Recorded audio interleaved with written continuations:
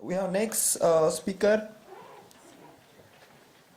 Daniela Miao, again from MIT Media Lab. Okay.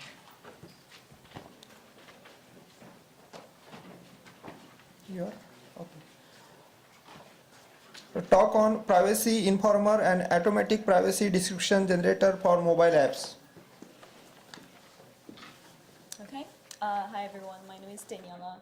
I'm a master's student from MIT, and I'm presenting a tool that we've created called Privacy Informer. So Privacy Informer is an automatic privacy description generator for a online mobile app building tool called the MIT App Inventor, and I'll go into a little bit about that after. So a quick overview of my presentation. I'll start with motivation for my project, what prompted me to work on this for my master's degree, and an overview of the system going through different components, including the user interface, the actual analysis in the back end, as well as mobile integration into the mobile apps.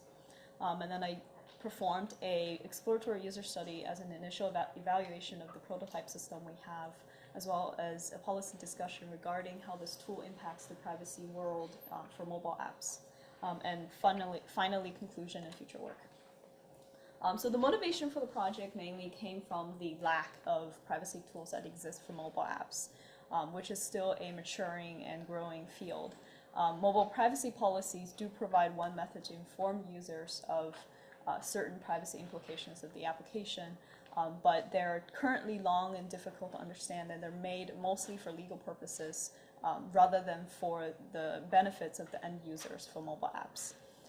And mobile app developers also don't like writing these policies. They're usually done by legal experts, lawyers. And the second motivation was, as a part of working at MIT, one tool that we became familiar with is a visualized mobile app building platform where you can program mobile applications by sort of throwing these blocks together shown on the screen, basically trying to program the logic of your program by connecting different blocks that have very distinct functions. So this provides a perfect ground to automatically generate privacy descriptions for mobile applications because we have prior knowledge of what each of these blocks do, and hence we can generate privacy templates that describe functions of each block as well as implications of using certain blocks with others. So we can generate a database, and at compile time when the mobile apps gets generated, we pull together the templates to create a specialized privacy description for the mobile app that's been built. There are existing permission models. The Android permission model is shown here. iOS has something similar. They are presented to the user at the time of install, or later you can also pull them up in apps information. However, there have been many research papers that's been published that basically summarizes the problem down to permissions not providing the right level of abstraction to final end users, providing very little meaningful information. So as one example, on the screen you see that the app uses device information. So these permissions cover these broad classes of functionality that doesn't tell the user what exactly they're collecting, how they're collecting it, when they're collecting it, and how it's being disseminated. And these are actually behaviors that the users are most interested in. And that's why we've decided to create the tool that provides the correct level of abstraction for end users. This is an architecture of the overall system overview split into 3 stages. In the first stage, we extract the source, the project source of the mobile application. In the second stage, we analyze the source and try to extract privacy implications, privacy information from the source code. And finally, we integrate the generated privacy description into the mobile app itself. The actual components of the system, I'll start by talking about the user interface, how to access the tool and actually use it. And secondly, while accessing the tool, there's a lot of back-end processing that's happening, analyzing the source code. And I'll go into that a little bit, and that's the bulk of the work that actually goes into implementation of this tool. And finally, packaging the generated privacy description into the mobile application on Android and actually making it viewable via Android menu options. The user interface on the screen is basically integrated into the current MIT App Inventor interface. the MIT App Inventor is split into essentially a sort of a board that you can drag and drop components and connect them together. I've just added a very simple tab at the top that says privacy description. When you click on the tab, it brings you to the actual view. Now this is just the prototype interface, so it's very basic. It provides a very basic description of what the tool does and asks the developer to opt in to this feature. And once they opt in by checking the checkbox, they will see a preview of the privacy description that's generated based on what they currently have in their project for the mobile app. So when they actually finish the project and compile and download it to install on their phone, the privacy description might have changed according to whatever they changed in their project. Once they opt into the tool, the source code analysis that happens in the back end are mainly done on two files, a JavaScript object notation file, a JSON file, as well as a XML file. Essentially, they contain different pieces of information corresponding to the interface of the App Inventor. So then the JSON file on the right, it's essentially a list of all the components they're using in their app. So on the example, you'll see that they're using horizontal arrangement, vertical arrangement, a couple of labels, etc. And for each thing that they've dragged and dropped into their project, in the source, I'm able to find a list of the components. And using that list, I can generate then privacy descriptions for each of the components to describe to the end user what they do and what their functions are. The logic of the program, actually programming the behavior, saying when this happens, then perform this action. Similar behaviors are contained in another file called the XML file, essentially describing the interactions between the blocks. So in this case, you will see the accelerometer sensor senses a shaking event and invokes a series of other events with the web, with the label, etc. And all that is captured in the source file as well. So that's what we use for analysis. So in order to actually perform the analysis, it's not very flexible if we directly translated it from this source format into a end user readable format. We need an intermediate data structure to hold this representation of what the behaviors are for the mobile apps. In our lab, we work with linked data a lot because it's a flexible language where you can define your own ontology that basically describes App Inventor and Android concepts. Essentially, we host this public ontology given at the URL shown, and then we use these ontological terms we've defined in order to describe the behavior of the application. And this language is machine readable. There are tools that exist out there that can parse and understand this language. And this makes it flexible because if machines can parse and understand this language, we can then write a translation service that translates it from machine readable language into human readable language. And this translation, we can enhance it with different visualizations, with different other techniques, making essentially the abstraction of the privacy behavior in this intermediate format. So I'll show an example of what I mean later. So in terms of the source extraction, this is a very basic example. So I have a list of privacy templates. In this case, I have 4. In reality, there's upwards of 50 to 60 components in App Inventor. And in the project, say I'm using a location sensor as well as a web component. And this, as a reminder, was extracted from the JSON source file. In the generated description, then, I can just pull the description for location sensor and the description for the web component from the templates that originally existed.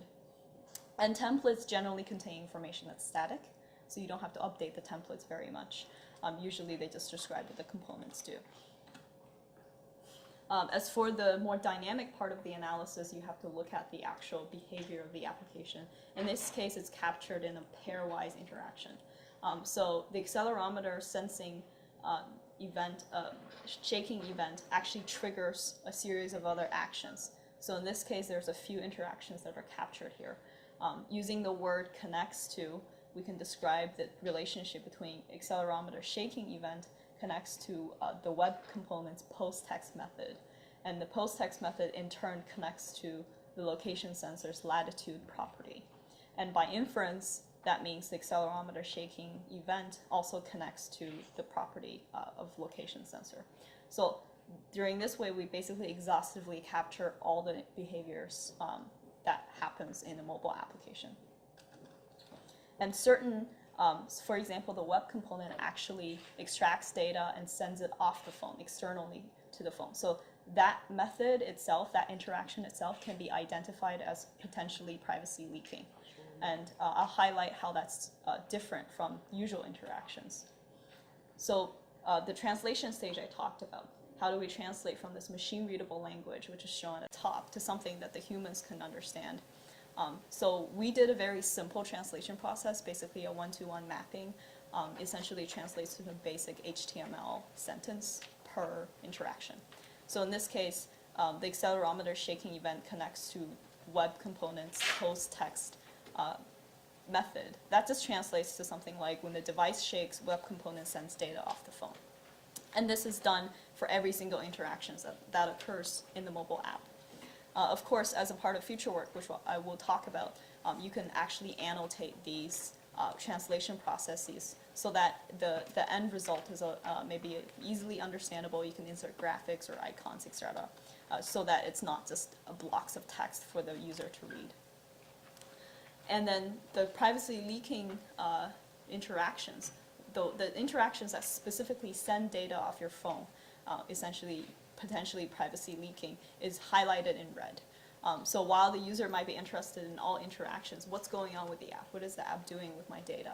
They might be specifically interested in highlighting in the highlighted portions where that data actually leaves their personal device. Finally, actually making these documents available for each application. It's just the simple mobile integration into the application itself, packaging it with the APK that's downloaded onto your phone when you install an Android app.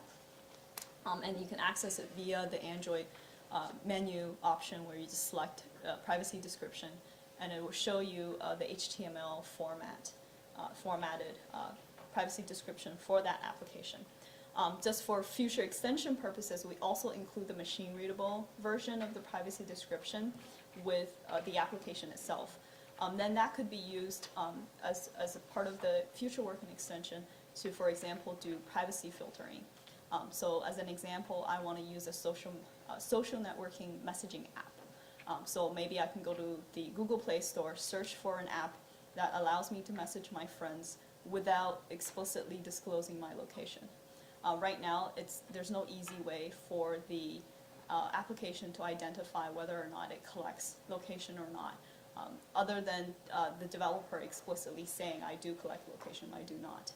If this information is already included in a machine-readable format with the application, you can do very massively and efficient filtering by just showing the amount of privacy preferences that this application matches in terms of what the user prefer and not prefer. In order to evaluate the system, as an initial step, we did an exploratory user study. So here we selected all the users that have published applications via the MIT App Inventor onto the Google Play Store. So they have built their mobile apps using MIT App Inventor, and they publish it onto the Google Play Store. And we use a certain threshold. I believe the threshold is around 50,000 downloads. So the application have to have also reached a certain amount of popularity. We collected 31 valid responses from existing users, and results were mostly positive. 74% of the users indicated that they would be using Privacy Informer if it became available, and that it would save them time from manually generating privacy descriptions for the applications. A lot of comments were given on the aesthetics of the actual privacy description, which, as I mentioned, was a very basic implementation of an HTML document and could be enhanced in the future. An interesting correlation is obviously between reaction to this Privacy Informer tool and how important they perceive privacy descriptions for mobile apps in general. So in blue are all users who would use the Privacy Informer tool, and as you can see, most people thought it's at least moderately important or important to have a privacy description. So that's why they would use the tool. In red, you will see people who would not use the tool, and I think around a total of 20–30% said that it was of little importance to have a privacy description or not important at all. So obviously, this is tool provided in good faith for developers to opt into this feature. if they don't treat privacy very seriously, or if they don't think having a description helps the end user, they will obviously not be very incentivized to use the tool.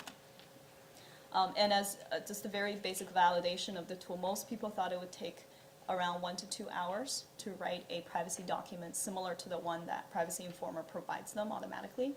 And after using this tool and getting familiarized with it, most people said it takes less than 15 minutes to provide the same document with the help of Privacy Informer. So I'm actually doing sort of a dual study with the policy side of things as well, because privacy is a complicated and difficult problem to solve. And right now, privacy policies are long because there are certain legal ramifications that come with attaching public statements with your mobile apps. You could be sort of at the risk of litigation if you state something or overstate something. So generally, the terms used in privacy policies are vague and they're generalized in order to open up more room for interpretation in case litigation comes up. So it's not an easy problem, and there's been various solutions, and not everything has succeeded so far.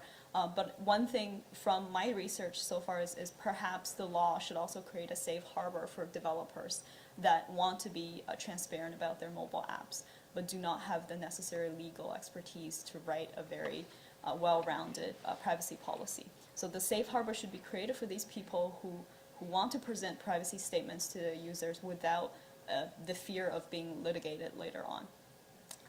Another important contribution here is we realize that one very influential party in the mobile apps market is the actual application, mobile application distributors. So the platforms where you get your applications, and there's only a very limited handful of them, the Apples, the Googles, Microsoft, or Amazons.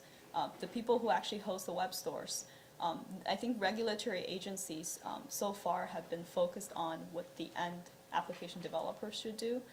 It perhaps could be easier and manageable to focus on the limited number of application platforms instead. So instead of regulating the entire market, start regulating these big players in the market first. And finally, the privacy readable, the machine readable version of the privacy description can be maybe enforced at the privacy, at the app platform level to allow filtering by privacy preferences. I mentioned this earlier. And finally, as part of future work and summary, I've alluded to a few of them already, different representations of the privacy document itself, adding more icons, graphics, in order to encourage users to actually use this or read this information, privacy matching based on app privacy preferences, and finally, privacy issues are complicated, and they're only emerging in this market because mobile apps in themselves are quite young. The market is also growing and trying to learn from itself. So this tool hopefully addresses one part of the bigger picture, and there's a lot left for us to improve and learn. Thank you very much.